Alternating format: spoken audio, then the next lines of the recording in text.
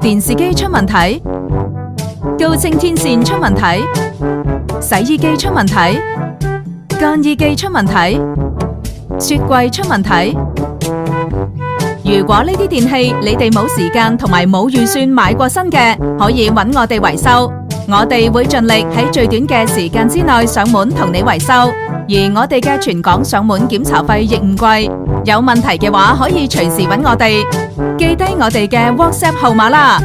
，51061986，傳統的服務，嶄新的感受，拜拜。